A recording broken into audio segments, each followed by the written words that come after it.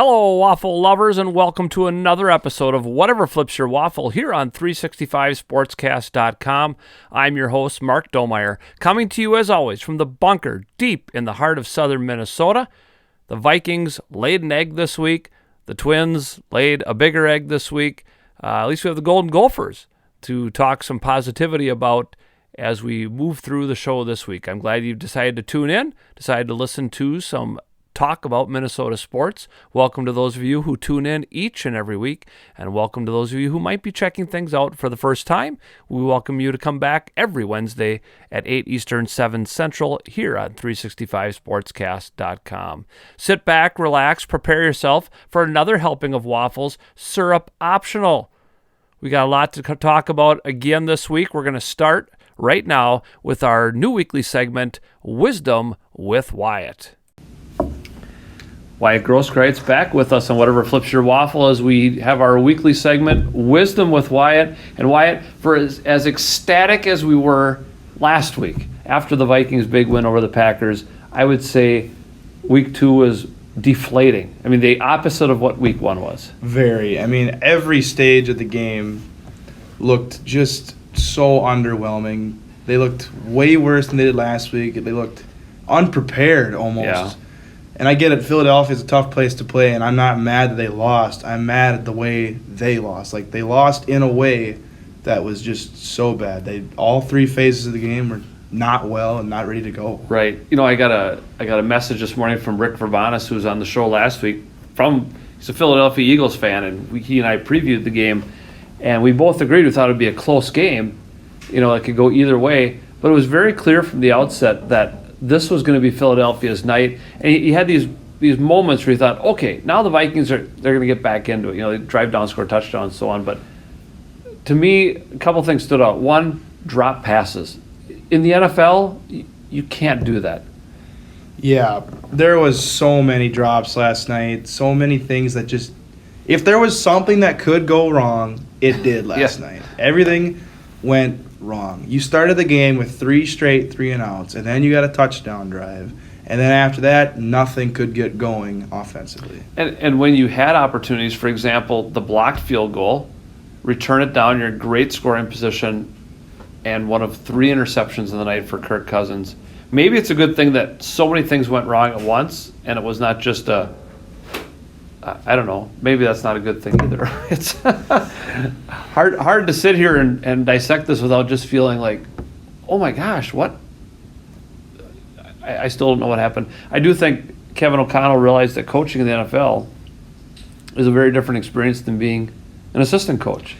Yeah, I mean, we've heard it all week. Everyone kind of was high on the Vikings, and there were those people out there talking, well, let's pump the brakes a little bit because Philly is a tough team. The Packers never show up in week 1. And, well, right now I don't know what to think because they played so well in week 1 and terrible last night. Yeah. And it's well, you know, and you look at week 1, you have the entire offseason to prepare. Like you are putting together a Green Bay game plan for a very long time. Now you turn around and you have 1 week to get ready.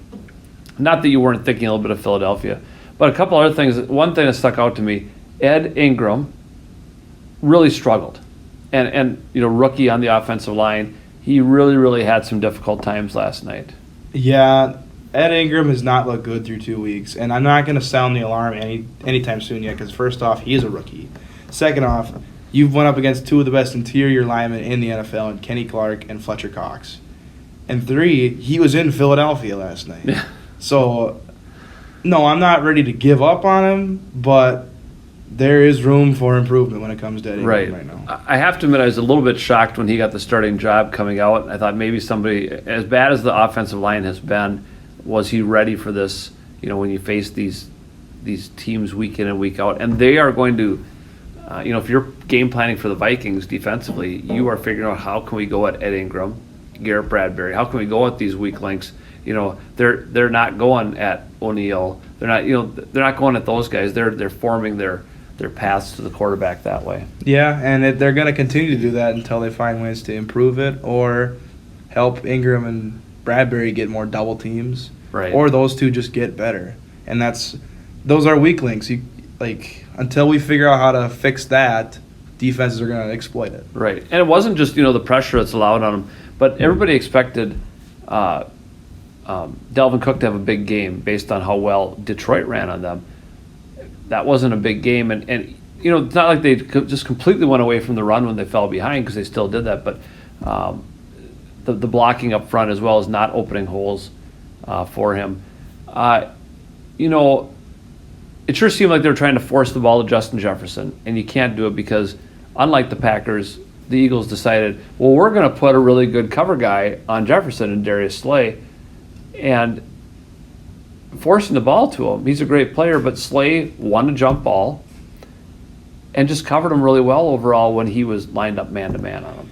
Yeah, and defenses, I guarantee you, are going to watch the film from last night and say, well, that's how you beat the Vikings on offense right there, because if you take out 18, they're a lot slower on offense. And maybe that's what O'Connell needs to realize is defenses are going to start looking at 18 as one of the best receivers in the NFL and say, I have Adam Thielen, I have Irv Smith, I have Dalvin Cook. Let's try and not force it. Let's just use everybody, because Adam Thielen was targeted twice last night. Yeah, not till the fourth quarter. Yeah, you can't have that happen. No. Adam Thielen is a good receiver. Irv Smith, when healthy, can be a good tight end. I'm assuming we'll talk about him in a little bit. Yeah. And then you got Dalvin, who needs to be featured more in the passing game too. Well, and see, I just think that, because Jefferson has come out and said he thinks he can get 2,000 passing yards, and was pretty upset last year when they didn't, kind of try to feed him at the end and a chance to set some records and whatever. But then you feel a little bit of pressure. Well, no, you have to win ball games first, and that stuff just sort of puts it there. Well, let's talk about Irv Smith, since you brought him up too. He catches the touchdown, the lone touchdown, but the drop pass on what was likely going to be a touchdown at a point where the game is not out of hand yet. I think the Vikings were down 10 at the time, maybe. I worry about the injury, if that's just because there were other ones where, they're trying to get the ball to him and he's not winning. And Irv Smith used to win in those situations. It looks like the thumb is still bothering him, and I don't think it's fully healed yet. And it's not surprising to say he had surgery on it, so it's going to take a couple weeks before he's finally, hopefully, back to what he used to be. And that drop pass can't happen in the game. No. That is something that switched the entire. I can guarantee you, when I saw him drop that pass, I knew that's the dagger, because all the energy was gone. Right. Everything we had for momentum was gone. It was a great throw, and he dropped it. Yeah. And when you look on the defensive side, I'm not a great defensive mind in how you put these schemes together, but that shell they kept talking about, the shell defense, and we saw it in week 1 a little bit with the Packers, where it's the bend but don't break. Bend but don't break. Well, it broke last night. You have the 53-yard bomb for a touchdown from Jalen Hurts, but it seemed like I was worried about Hurts going in. How are you going to contain him? And the Vikings had no answer. They had some series where they looked really good defensively. Like Cam Dantzler makes a couple great tackles and then has a terrible penalty to offset that completely. But you can't just sit here and say we're gonna give you 5 yards. You have to be able to stop plays. I did not like the idea of going to shell defense against the Philadelphia Eagles. First off, they put up 38 points in week 1.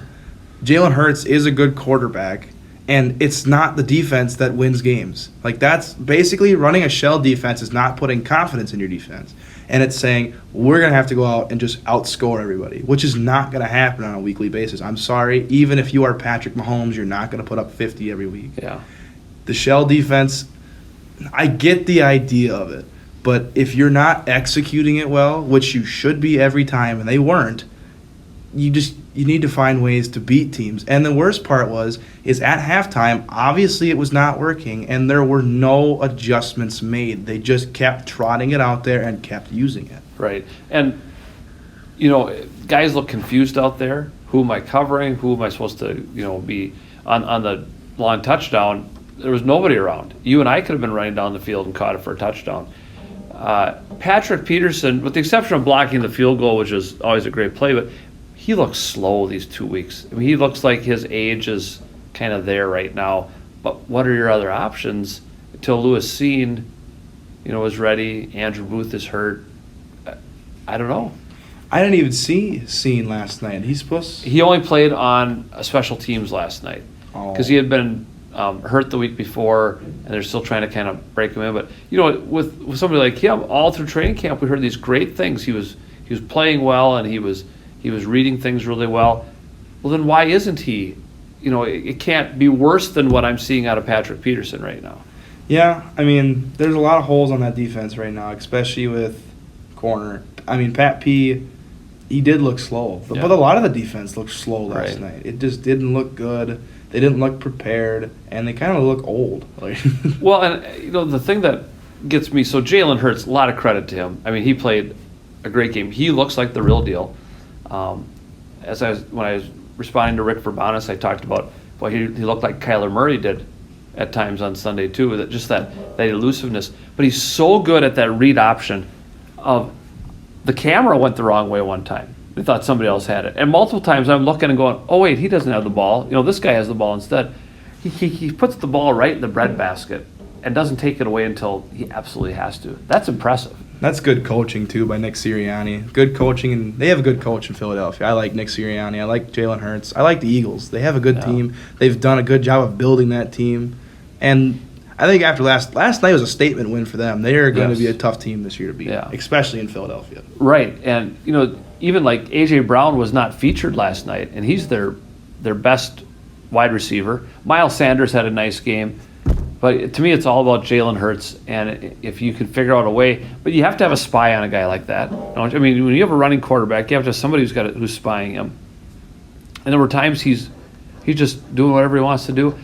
And even those intermediate pass routes, there's nobody within 5 yards of these guys. It's to me, and I'm a basketball guy much more so. I understand basketball. This looked like a really bad zone defense in basketball where you're saying, well, if you hit the three-pointers, you can beat us, and we're just going to let you shoot those. And that's what the Vikings did last night. We're just going to let you shoot from wherever you want to and hope you don't make it. It was truly a dink and dunk offense for the Eagles for a majority of that game. Take what the defense gives you, but we gave up way too much. Yeah, you can't give up those chunks all the time. They start off with an 82-yard drive for a touchdown. Okay, that can happen, but they continue to sustain drives throughout the game, and it is really frustrating to see that. Here's something else I remember this offensively I wanted to ask you about. And I thought this was maybe just during the Mike Zimmer reign, but I saw this last night again. These little screen passes where Cousins seems to try to get rid of the ball so soon, and whether it's Madison, Cook, whatever, is enmeshed in this huge scrum at the line of scrimmage, and he still just throws it in there. You're better off to drop that pass. To me, a screen is I catch it with some real estate in front of me. Kirk, yeah, he does that a lot. When you run a screenplay, and there were times, I think, when they ran screenplays last night, it was the wrong situation in general to run them. Yeah. But when they run them, he does get rid of the ball too fast. But, I mean, last night he just looked awful in every phase. I don't like dumping on Kirk, but, I mean, the old saying, primetime Kirk was last night. Yeah. No, I just look at that, like on a screenplay, you're chipping the defensive guy at the line of scrimmage, but basically let him get by you. So they're coming upfield, and then you throw it. But maybe we're not getting the chip on him. That's why he's going to get it off so early. I don't know. It kind of looked like a combination because it looked like they were reading it well, too, because a linebacker would be there, and he would read the screen, get up, and get in the running back's face and make it a tough throw to begin with. But Kirk's also got to be able to see that and either just spike it into the ground, because if you screw up on that, that's a pick six. Right, yeah. Fumble, or you lose yard, whatever, yeah. When we don't want to sound the alarm bell yet. It was just disturbing to watch that last night. They're 1-1, so is every other team in the NFC North. And now the Detroit Lions come to town in Week 3, fresh off a very good win on their behalf. And they were with the Eagles in Week 1. And that was a home game, of course, and that always gives you an advantage. I want to give our Vikings the advantage, come back home, beat the Lions. But again, I don't think it's going to be easy. This is one of those games where you look at it and say, oh, we should win, but a lot of people are overlooking Detroit right now, and they are dangerous. Yeah. They are a good offense. They have a great offensive line. They got a really good running back. I'm nervous for when they get Jamison Williams back. Right. They have the ability to be a good team. And when they get a franchise quarterback in there, and Goff has looked like it for some reason, when they get when they get a quarterback, they're going to be a good team. And no, it's not going to be an easy win next week. No. But it's a win you have to get if you Right. want to be competitive. And you don't want to forget about Aiden Hutchinson on the D line, who had a tremendous game on Sunday for them, blowing up the offense of the opponent. That'll be a big matchup. It'll be O'Neal versus Hutchinson, and that's going to be one of the things that determines the game. Yeah. I have the Vikings winning. I think they're going to come home. They're going to take care of business. But again, I think the Lions are on the right path, and are going to surprise a lot of people this year. I think they're going to be in this all the way through, and even possibly contend for a playoff spot.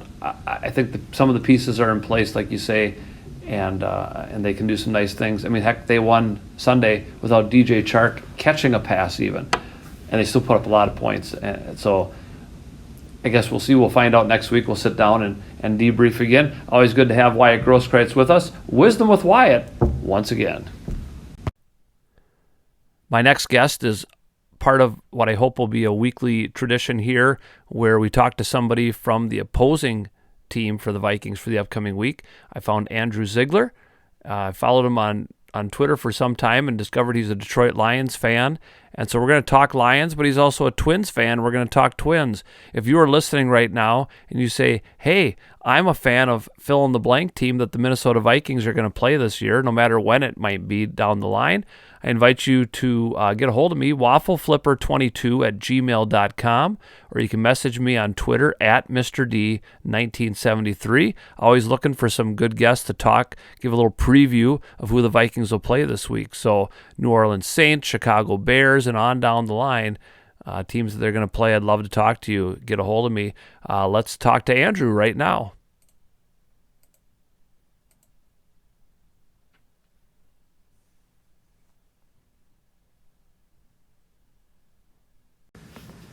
Joining the program this week on our hopefully weekly segment on finding somebody who's a fan of the Vikings opponent this week. Andrew Ziegler has joined us. He lives in Minnesota. He's a teacher here in Minnesota. He's also a Twins fan. We'll get to the Twins later. But he is a Detroit Lions fan as well. He wants to restore the roar. Andrew, welcome to the program. Thank you. Thanks for having me. Yeah, I searched through Twitter, trying to find people, and I followed Andrew on Twitter for a while. It's an interesting Twitter handle you have of is it TC Pine Trees, Target Field Pine Trees, something like that? Yeah, it's the Target Field Pine Trees at polo_grounds1. So yeah, it's just a fun sports Twitter account. So just any particular reason that you chose that? It sticks out, that's for sure. Yeah, no, I was kind of looking for something that kind of sticks out a little bit. That was kind of humorous in a way, and big Twins fan too, and thought it was a funny original name. So yeah, so maybe you're kind of like me. You'd like to see those trees back out there in center field. Yeah. Exactly. Yeah. It's, I think ever since those trees have been taken out, Twins have had some pretty rough years. Yeah. So maybe that'll be the luck that they need to get back. So yeah, it's not quite the Babe Ruth curse of the Boston Red Sox, but it could grow there. So exactly. yeah, we'll get to the Twins and kind of their downfall a little bit later. But we're here first and foremost to talk about the Detroit Lions, the resurgent Detroit Lions, maybe, who were a sniff away from being 2-0. What were your feelings going into this season as a Lions fan? What were your expectations?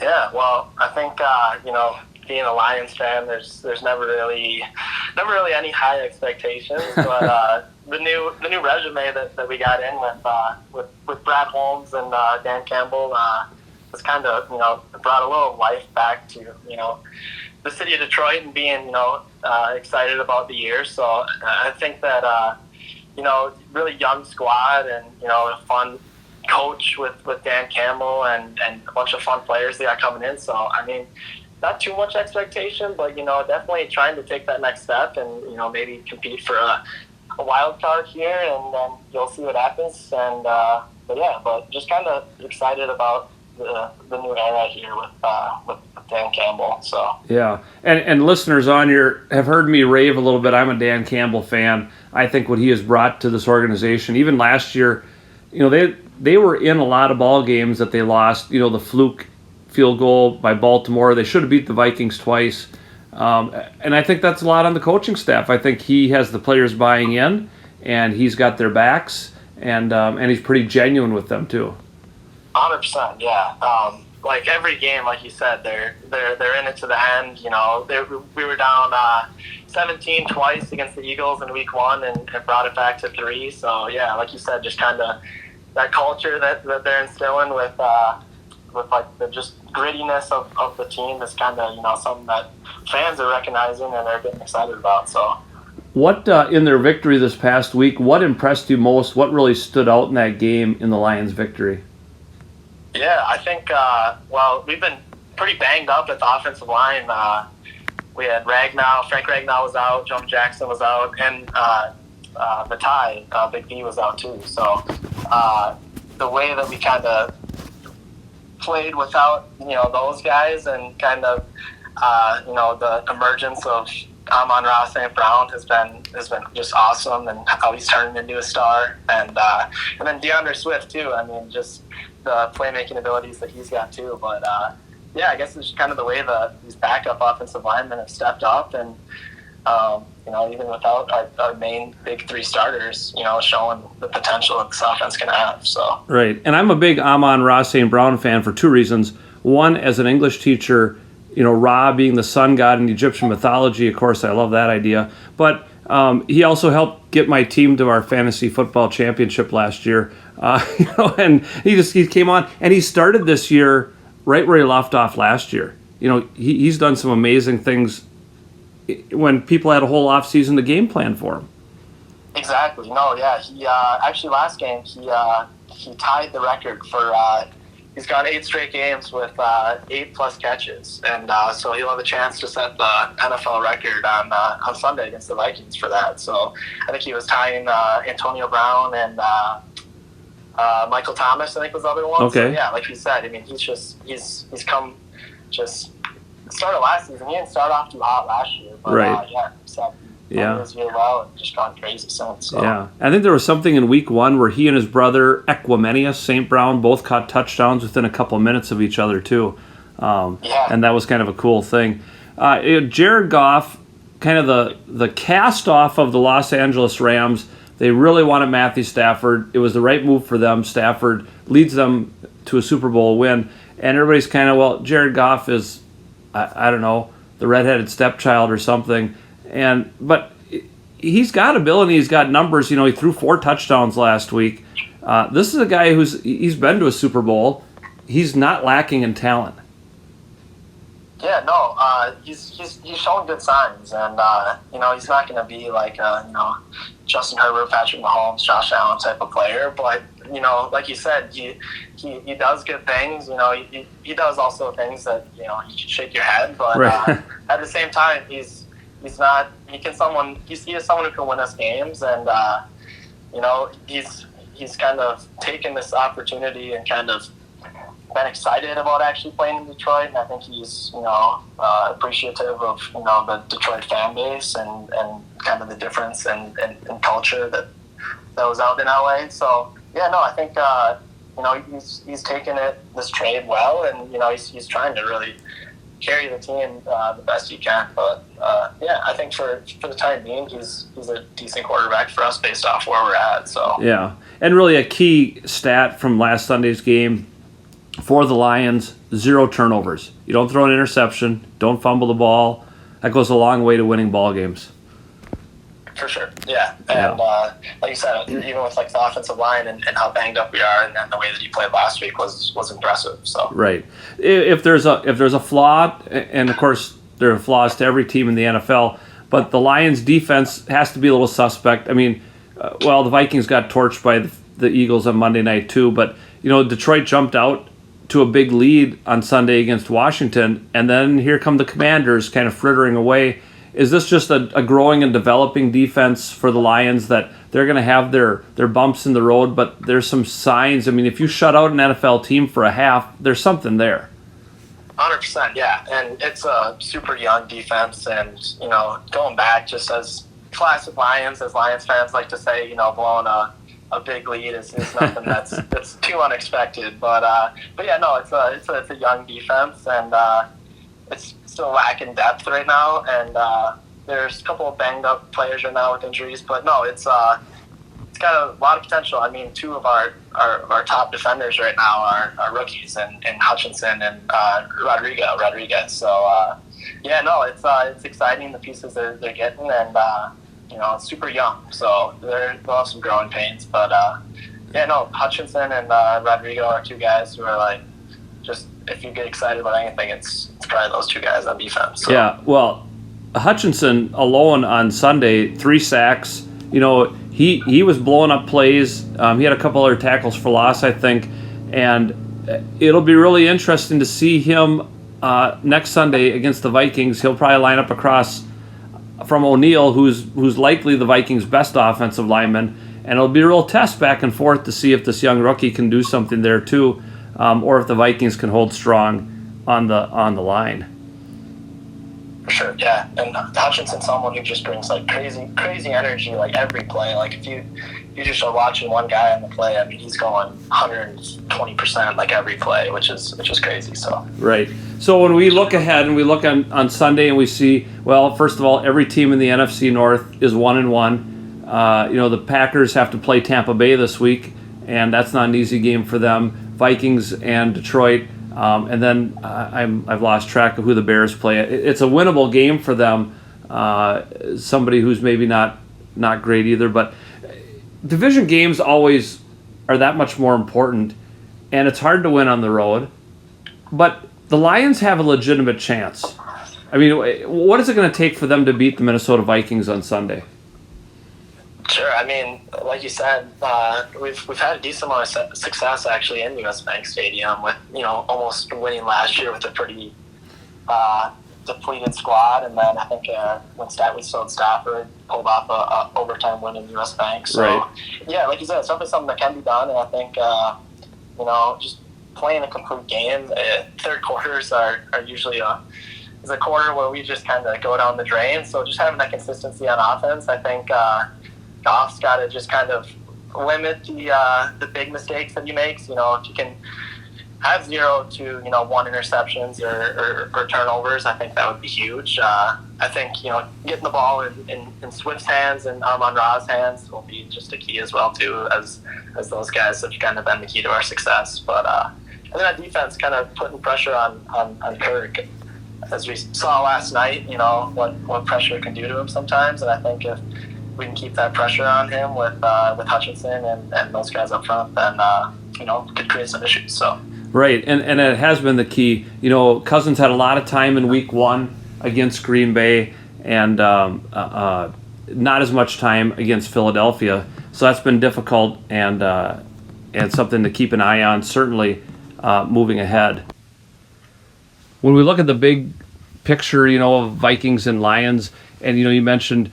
Can Goff go well, get Swift involved, Amon-Ra, St. Brown, but do the Lions have the horses to stop the Vikings' premier players? Can they stop Dalvin Cook and Justin Jefferson and Adam Thielen, guys who are really, really proven in this league? Does the defense have what it takes, or is this going to have to be a shootout in order for the Lions to win? Yeah, good question. I mean, I think, based off of how we've played so far this year, I probably expect it to be more of a high-scoring game, and I think our offense can definitely keep up with the Vikings' offense in that matter. But yeah, I mean, the young players will probably Jeff Okuda's been playing awesome this year for us, so he'll probably match up on Thielen or Jefferson, and then I think from stopping the run, I think that hopefully our guys up the middle can kind of limit Dalvin a little bit, and but yeah, I do expect it to be kind of a shootout in the way the game plays out. So at the end of the day, your bold prediction: do the Lions win, or do the Vikings prevail at home? Well, I mean, I gotta try and ride with my squad here with the Lions. So I will say that the Lions, maybe an upset win on the road. High scoring, like I said, probably it'll go 34-31. Lions try and pull it off. So. Okay. I've got the Vikings. I got 38-31 Vikings. I, too, think it'll be high scoring. And I guess we'll see. I'm 1-1 on my picks this year. I don't know that I expected the Vikings to beat the Packers. I had hoped, but I did not really think they were going to beat the Eagles on the road. I do think they'll play better at home and win, and I guess we'll see. At the start of the season, I said the Vikings will split with the Lions.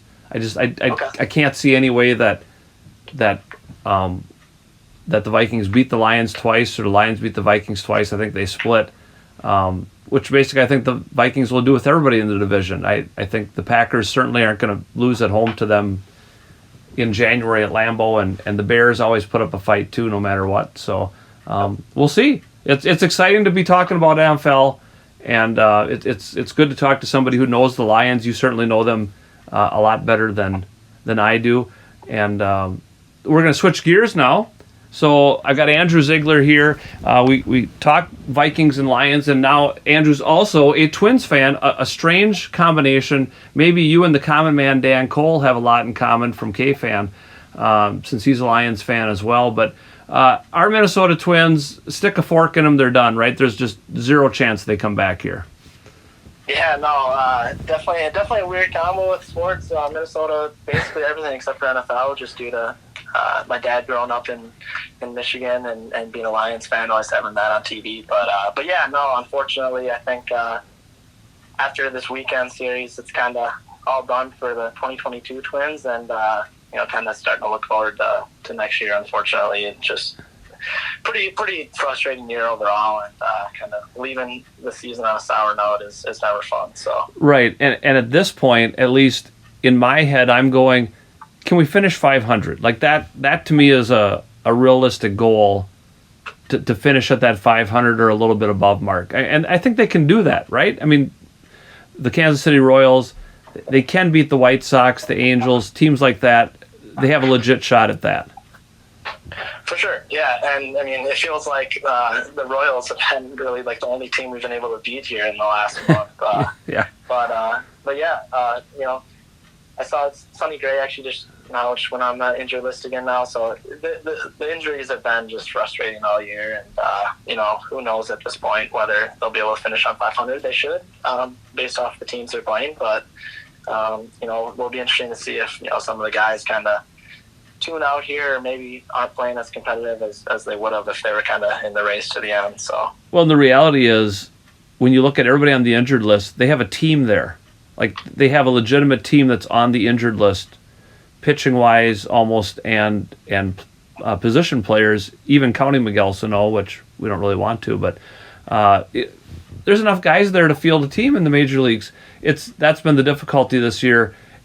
And at the same time, I look back and I keep trying to remind myself, I didn't think the Twins were going to be in contention to win this division anyway. So it was a pleasant surprise, like you say, disappointing because you're kind of there for much of the season.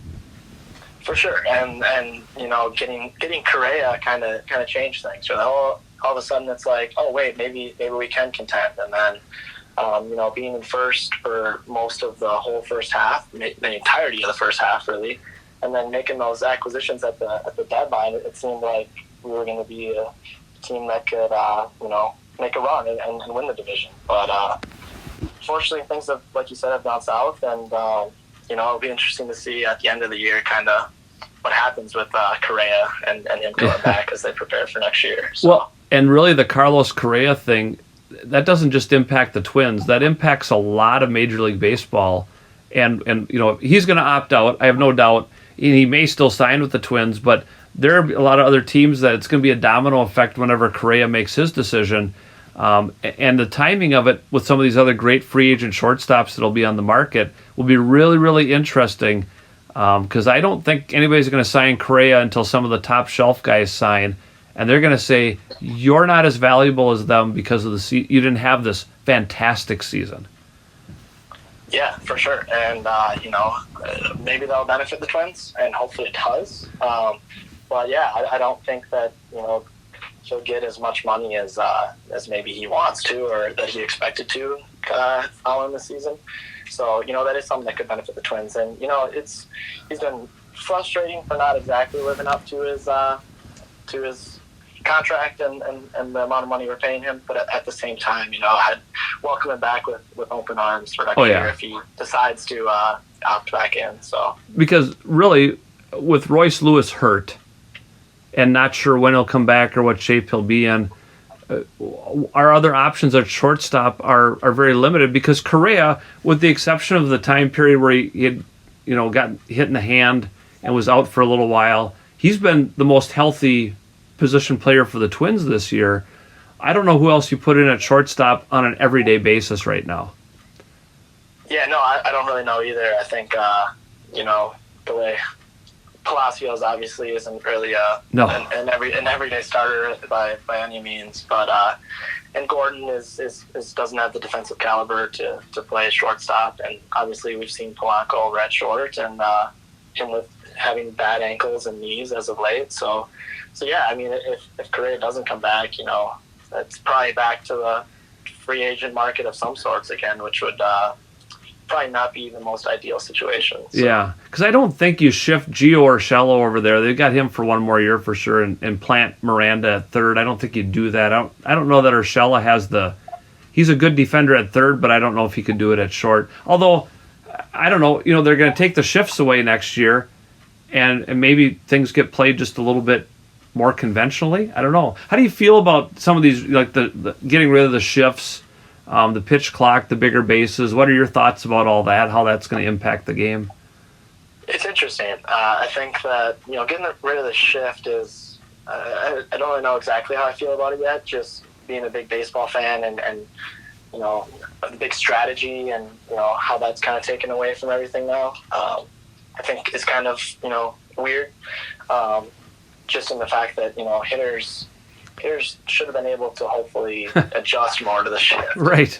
And now bringing it back to hitters is kind of frustrating, I'd say, and it's going to be a little weird. But, yeah, I don't know. And then I think the pitch clock will actually be good. I've seen it happen down at CHS Field with the Saints, and I think pitchers will get used to that. And, I've heard some pitchers complain about, like, arm injuries and stuff like that with the pitch clock. But I think overall that will be pretty positive. And then the base, I think, too, I don't know if it will really play too much of a difference. No. But, I don't think the Twins are going to run anymore because the bases are a little bit bigger. Exactly, yeah. It might get rid of a few more of those really, really close plays. They talk about safety there, too. That's fine. The pitch clock bit, I think what the pitchers that complain don't understand is, you are selling an entertainment product out there, and right now you are losing customers because they don't want to sit there for 3 hours. They want a game done, and when you're losing customers, that's going to cost you money in the long run, and for the people to come after you. I don't, and you're younger than I am. I don't know. I can sit at a baseball game for 3 hours, for 4 hours. I don't have a lot of problem with that, but I know the average person struggles with that, and I certainly, having taught and worked with the younger generation, know that the short attention spans pop in awfully quickly, and having kids too. You don't want to be there. The kids aren't going to last for 3 hours at a baseball game either. So I'm encouraged by that. I hope it'll be a good thing and move things along a little bit, and maybe they won't sell quite as many concessions at the game, but maybe they'll get some more people there. When we look ahead, there's some optimism for the Twins in the future. If healthy, I had somebody mention last week on the show, if healthy, the Twins have 4 starting pitcher positions already filled for next year in Sonny Gray, Tyler Mahle, Joe Ryan, and Kenta Maeda. We always forget about Kenta. That's a pretty good starting 4, and you can fill in the others. There's a lot of options in there. I'm pretty excited about that possibility, again, if they're all healthy. For sure, yeah. No, that, like you said, is it's got some veteran presence there with Mahle and Kenta, and then and Sonny, and then you got someone like Joe Ryan, who's had a pretty solid year, I'd say, for a rookie as a starter. And then you throw in guys like Louis Varland and Simeon Woods and some of these other young guys, Winder, and yeah, it's got the making of pretty deep and pretty overall solid staff. So I think that's definitely one thing that Twins fans can be excited about. Yeah, and and even a Bailey Ober is there. Although I keep wondering, Ober, is he ever going to develop where he can go? Right now, he really struggles to get a whole lot of innings in, and I wonder if he'd fit more in the bullpen, or if that's something kind of like Duran has done, where he can be very successful there, because they have to address the bullpen. It can't be that's what cost them the division this year, is the lack of bullpen arms that could do the job every night. Yeah, I think the bullpen, I mean, obviously with Duran, I mean, he's having like a historic season, and then people are kind of forgetting that as a rookie. I mean, you think about Rookie of the Year voting, he should probably be in the top 3 just based off of the season that he's had.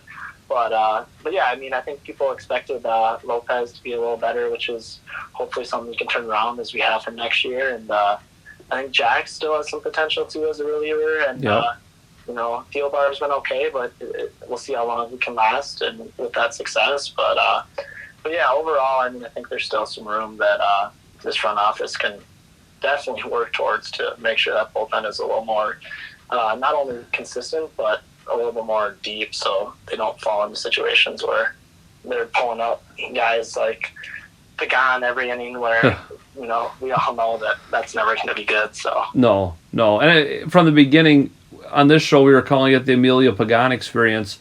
Every time he came out, it was just bite your fingernails. You didn't know what was going to happen. But in a conversation with somebody today, we hit upon the idea of just how big an impact Wes Johnson leaving in the middle of the season had on the Twins.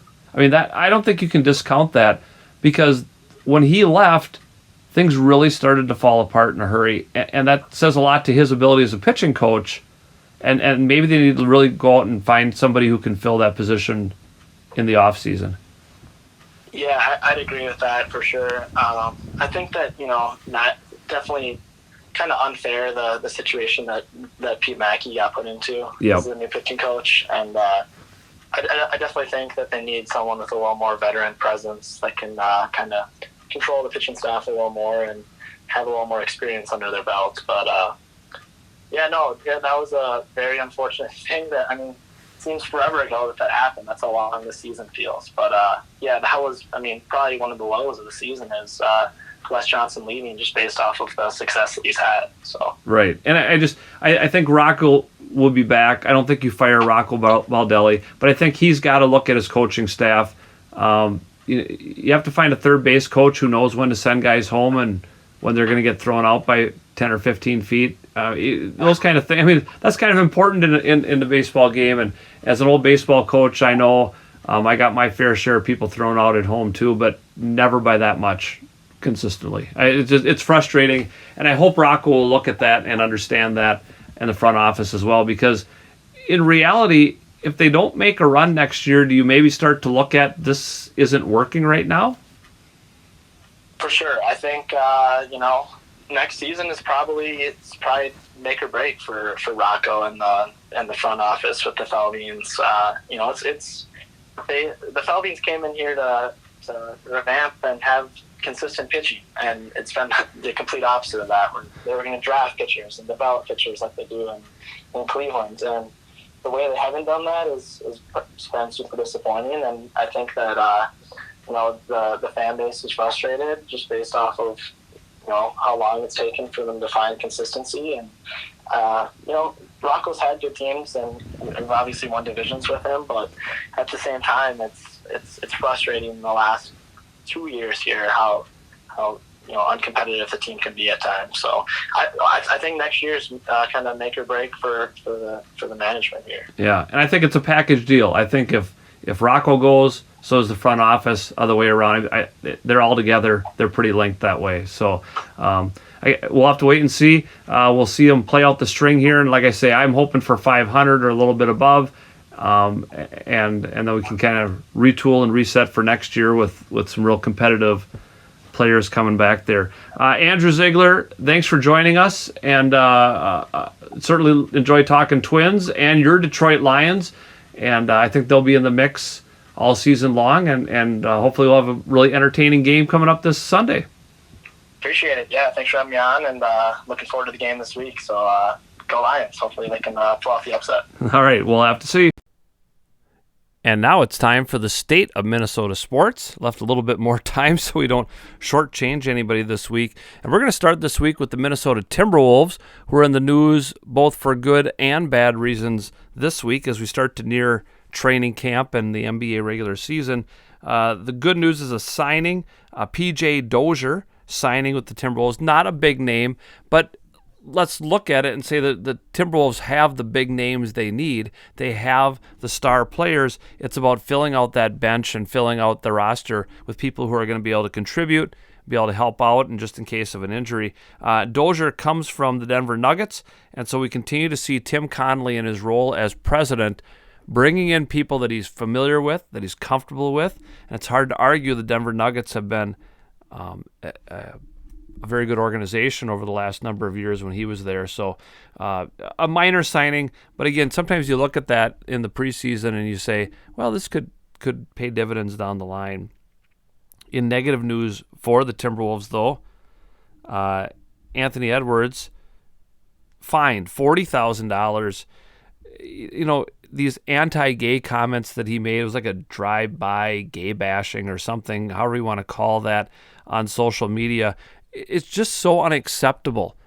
It was 2022, and in addition to doing it in person anyway, but not only that, but filming yourself doing this and then posting it on social media where there are tens of thousands of people watching, following, keeping an eye on that sort of a thing.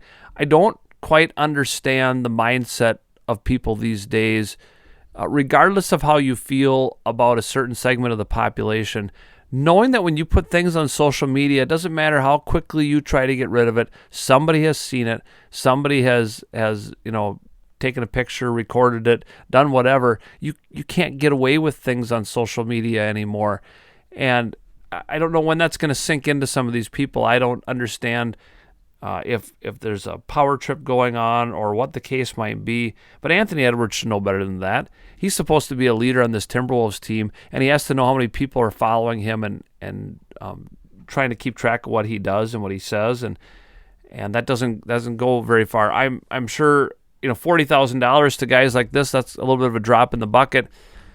A part of me would like to see him suspended for some amount of games. You just can't do these sort of things. And you can't make that very public. You have to really mind your P's and Q's, and it's just wrong. It's just wrong to go after people of the LGBTQ community. And I don't know when we're gonna get to the point where we just realize, let's just leave it alone. People are who they are, and it's a little bit time to get on from that. And again, be smart about what you do.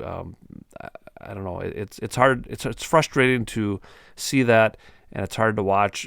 People that kids look up to doing things that are kind of foolish in that way.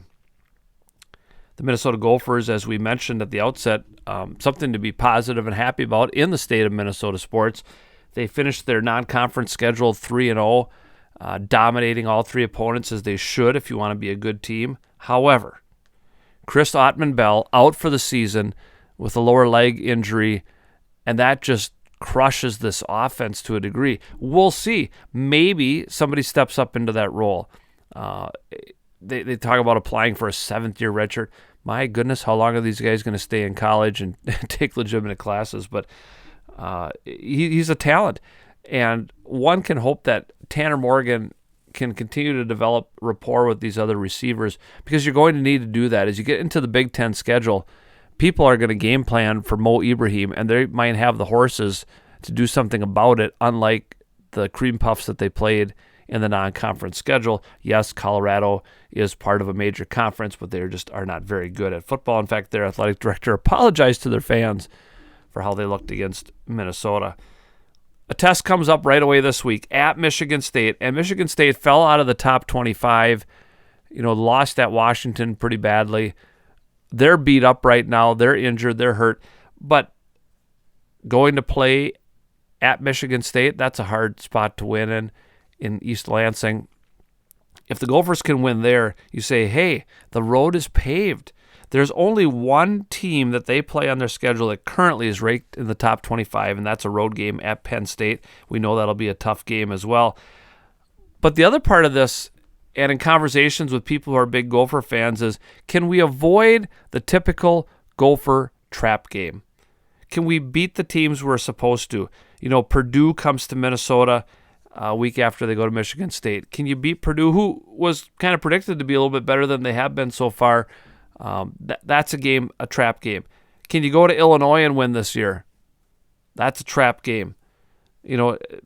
Rutgers is 3-0 right now. That's probably more of a mirage than anything. Nebraska is terrible this year, but that's a trap game. Those kind of things. If you really, really want to be good and taken, taken as a legitimate contender in the Big Ten West, you don't lose those games. Right? You might lose at Penn State. You might lose at Michigan State against what are really quality teams. But you want to get to the part of that schedule, as we talked about with Tony Liebert a few weeks ago, where the Iowa and the Wisconsin games, if they're going to matter, you feel confident that you can take care of things there. And they're going to matter. They're not off to a great start, and Iowa especially has been really struggling. But they're going to matter, and you can't trip over games that you're supposed to win. I really think the Gophers are going to go out to Michigan State and have a good game and give the Spartans a run for their money. I see the Gophers coming out with a win. I think they can do this and kind of pile on Michigan State a little bit. So unusual here that I'm picking both Minnesota football teams to win this weekend. That could be the kiss of death for both of them. We'll just have to wait and see, and hopefully we'll come back next week and talk about the 4-0 Minnesota Golden Gophers. And that's the state of Minnesota sports. And now it's time for This Week in Minnesota Sports History. In 1970, on September 21st, Vida Blue threw a no-hitter against the Twins. In his rookie year with the Oakland A's in a 6-0 victory, Harmon Killebrew walked in the fourth inning. He was the only base runner on the day for the Twins. On September 21st, in 1997, Brad Radke threw a 10-inning complete game for the win when Paul Molitor drove in the winning run to beat Milwaukee 2-1. Think about that, 10-inning complete game. Of course, Jack Morris did that in the 91 World Series, but you would never hear of that today. It was Radke's 20th win of the year in a season where the Twins only won 68 games. On September 21st in 2010, the Twins beat Cleveland 6-4 at Target Field and became the first team to clinch a playoff spot that year. It was also Ron Gardenhire's 800th career win as manager, and the 3 millionth fan attended the game that year, the first year of Target Field. On September 22nd in 1968, Cesar Tovar played all 9 positions for the Twins, including pitching a hitless inning in a 2-1 win over Oakland at home. On September 22nd, 1969, the Twins clinched the Western Division with a 4-3 win over Kansas City. And the following year, in 1970, same date, September 22nd, they again clinched the Western Division with a 5-3 win over Oakland. Of course, that's back in the day where it was the Eastern Division, the Western Division, and that lasted through the Twins' 2 World Series appearances as well until they started adding wild cards in the Central Division and all of that. Of course, both those years, the Twins would go on to lose to the Baltimore Orioles in the American League Championship Series. In 1977, on September 22nd, Bert Blyleven, not a Twin, but of course we love him here in Minnesota, he threw a no-hitter for the Rangers in a 9-0 win over California. In 1987, on September 22nd, the NFL players went on strike for 24 days. And if you were around and remember, they had the scab players come in. The Vikings were rotating quarterbacks every other play. It was just ugly to watch.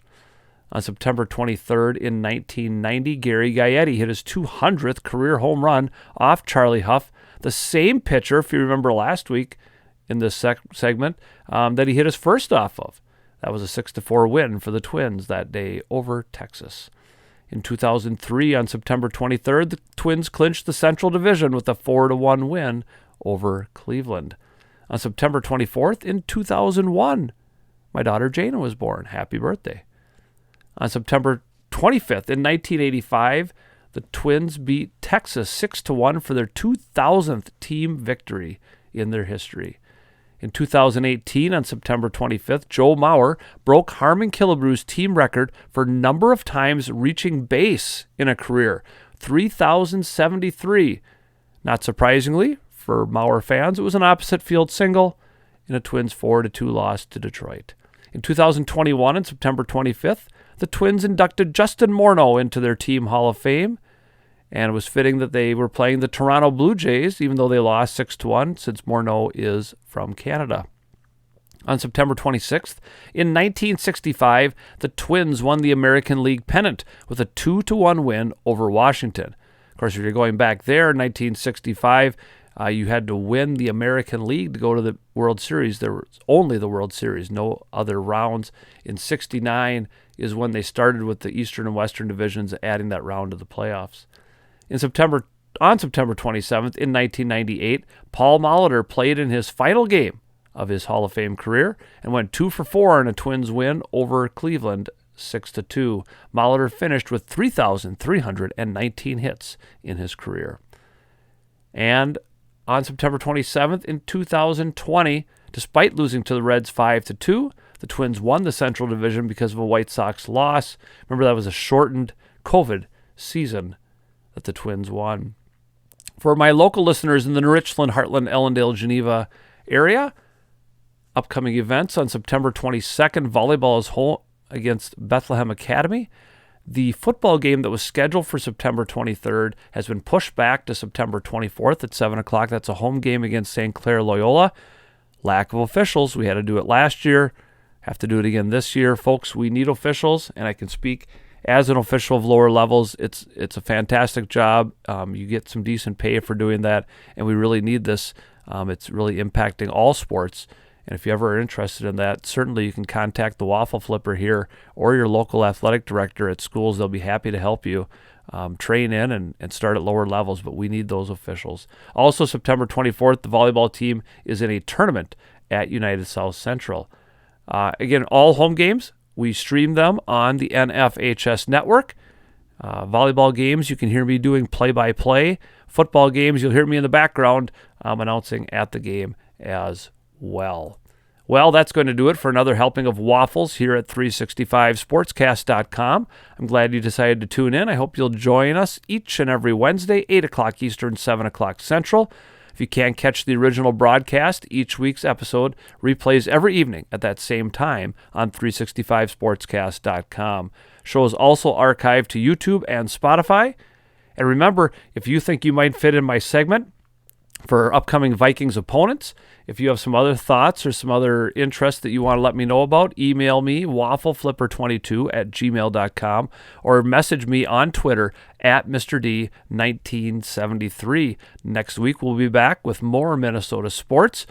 Will the Twins be on to their last gasp? Will the Vikings and Gophers continue on their trend? We'll take a look at future opponents. Wyatt will join me once again for some Wisdom with Wyatt. Come on back. Join us. I'll have another special guest as well to delve into all that and more. Thanks again for joining me. This is Mark Domeyer signing off with Syrup.